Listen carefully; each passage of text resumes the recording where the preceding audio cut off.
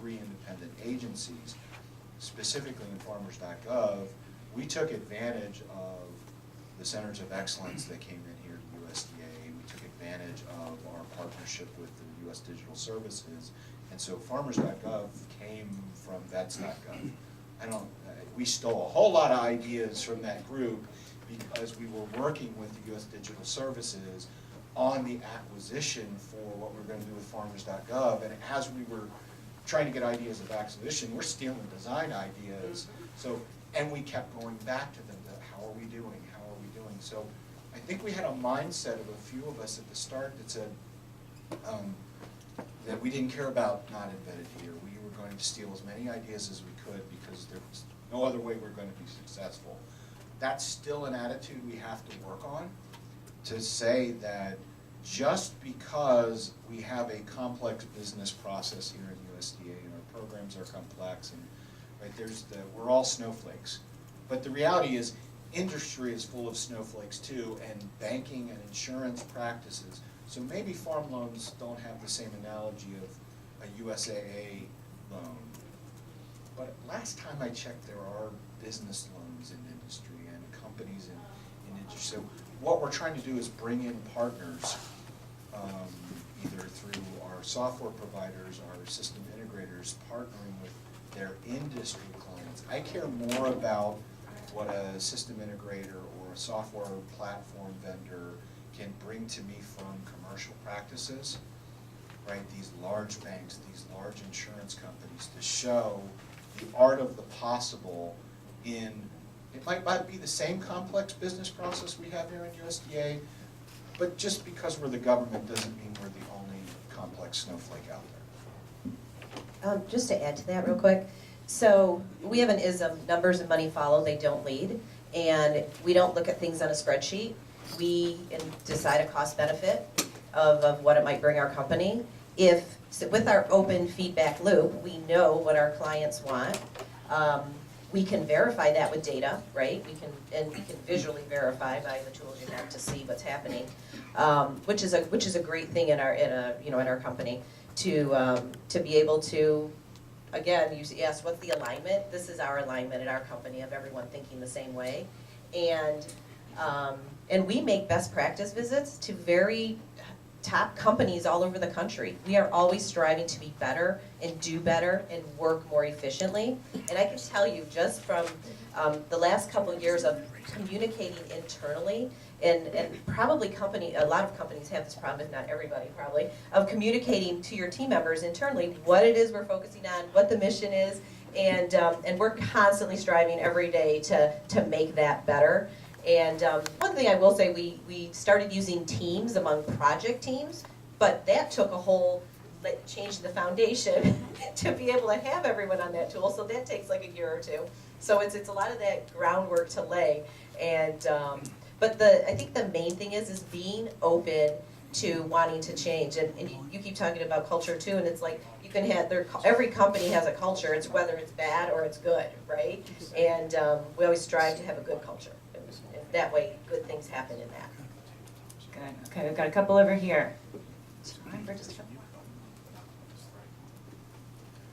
So, Chad, you mentioned a little bit about some of the difficulty of sometimes being able to make smart decisions around where to put that customer experience focus based on a lack of data. And I think for a lot of organizations, there's a big struggle to capture and analyze the right type of data to make these informed business decisions.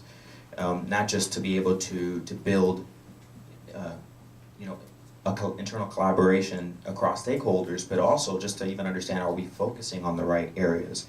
Are we drawing the correct conclusions about causation with the plethora of different metrics out there? So I'm just curious to everyone at the table is, how are you guys trying to address both being able to collect the right types of data and then making sure that the metrics that you're measuring with are actually going to help draw proper conclusions? For me, that's the challenge that I've been struggling with for my entire time here at USDA, because I came from the Navy and I can tell you what success looked like. It was in shipbuilding. You deliver a ship, that's success, right? The ship passes sea trials and goes to its first deployment, right? The tangible, concrete nature of success in ship acquisition and building was a strength. It was easy easy to see, touch, and feel. You look at all of our programs in USDA, and there's a constant debate between the economic value of some of the things we do. So what's the measure of success of the USDA programs? Because frankly, at times it looks like a little bit of a holy war from one side to the other of, okay, is SNAP, the food stamps program, is that a success? If we're, right, what is the measure of success? And unfortunately, a lot of times we measure output rather than outcomes. And so when you lack a clear, true north of what your program means, then at times you start to become, no matter how good that program is, and I don't want to say our programs are great or not great, but you get that internal focus that you're only focused on the programs and not the impact of those programs. It becomes very difficult to turn the wheel of experience because there's not a clear, true north of success. And if that's not an ingrained culture that looks at our whole enterprise, and that's really, to bring it to a head, I think at times our individual programs can measure their value, or are starting to break ground on measuring that value, but now think about the enterprise, right? I've got loans, I've got risk programs, I've got commodity programs, I've got conservation programs and practices and assistance. How do I measure and know what should I be investing in that really turns the needle on the experience, right? That's the struggle, and unfortunately that at times leads us to inaction. So that's our On data, I would hate to see in the world where we're just making decisions on what we're looking at in data. We still have true humans to talk to, right, and see what they're experiencing. Because what if the data is flawed because of something flawed in the system and you'll never find that out? One thing that I do personally every year is I get a mortgage, and I go through our entire process, and I can't tell you with my experience, because I've been a loan processor and I know everything about the loan process, I can give feedback that a client wouldn't know to give because they've never gone through the process.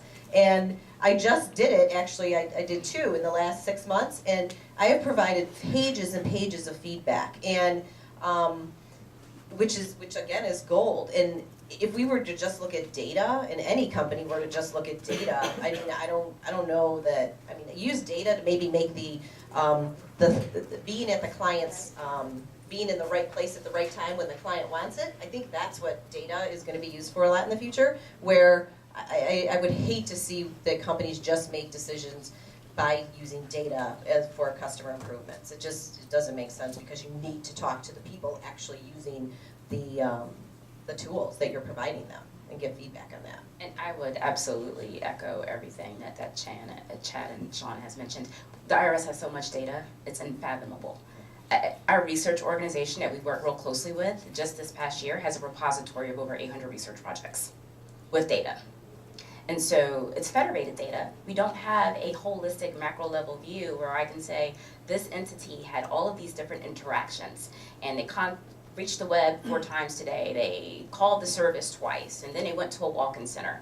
I don't have that ability. We don't have that ability yet. That's something that we're working towards, but we have a lot of data, be it adoption rates, usage rates, phone call metrics, wait times. We have lots and lots of data, but to Shawn's point, if you do not focus on a human element, and that's part of that culture shift, having cross-functional teams within the service that represent each of the business units who are empowered to go out and do focus groups, reach the taxpayers. And we actually have vendor partners that assist us in observing taxpayer interactions with our digital products and services so that we can understand the psychology behind that interaction. What is your frustration? What are your pain points?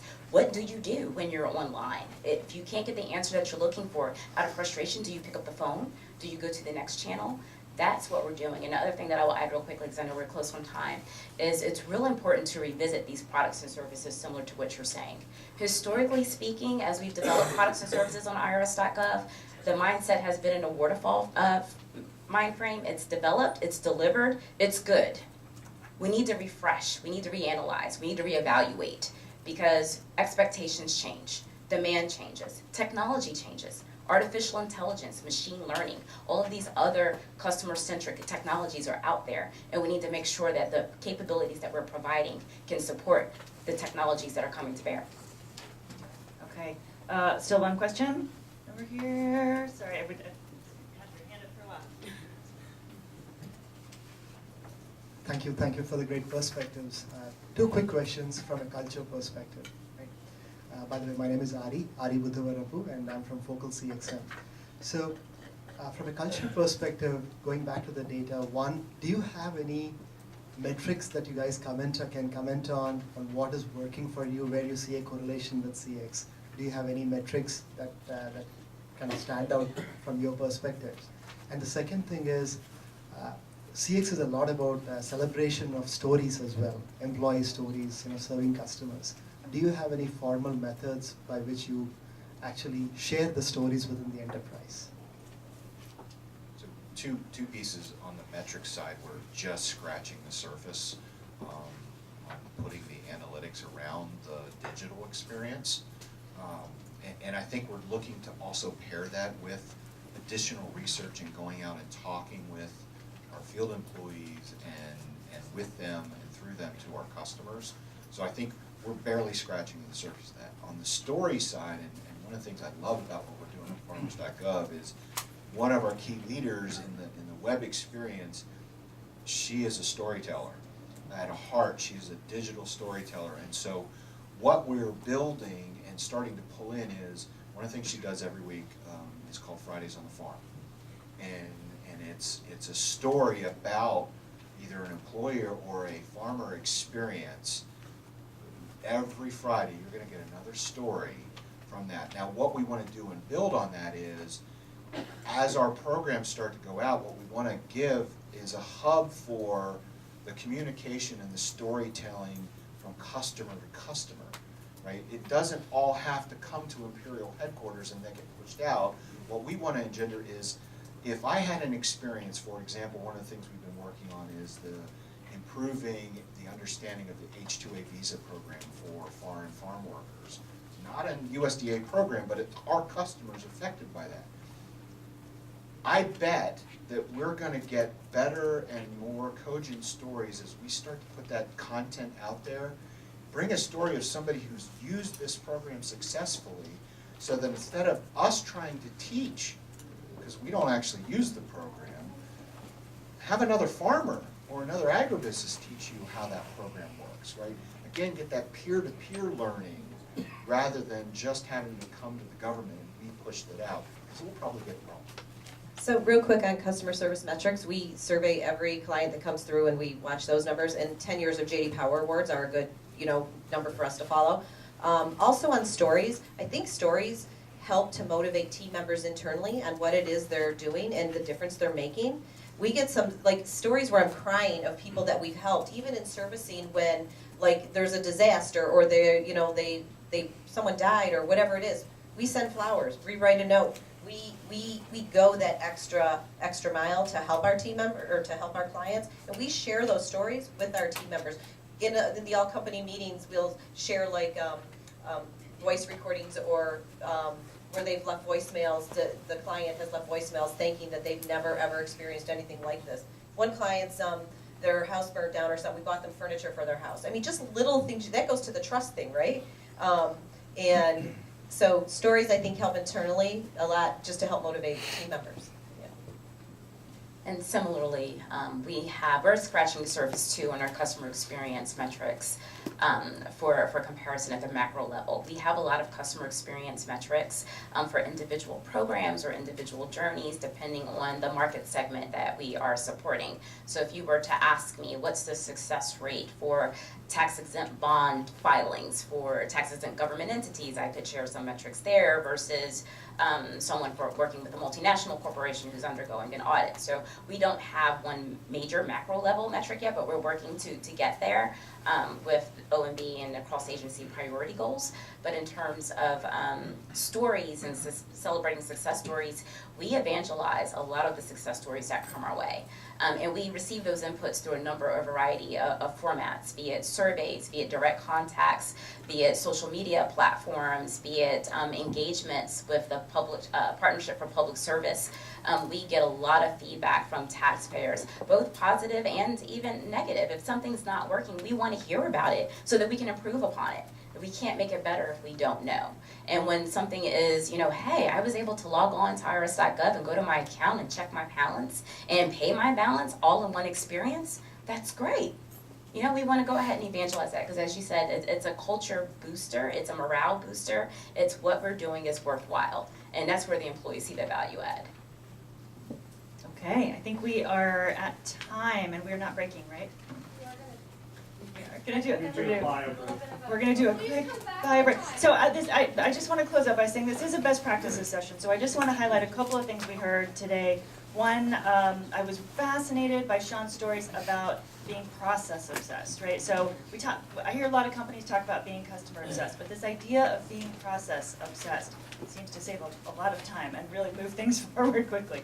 Hiring, make sure that you are spending the time to hire the right people, do it right. Also heard this idea of integration from USDA, integration of product lines, integration of learning, peer-to-peer kinds of things. So that whole idea of integration really important from there. So we'll see you back here in 5. All right.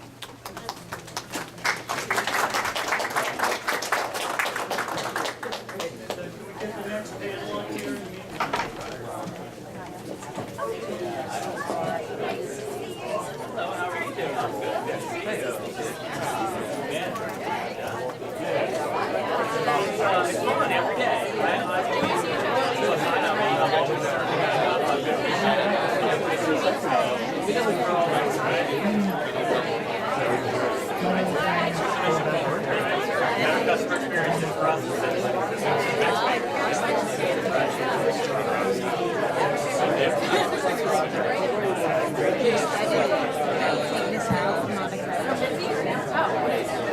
Yeah.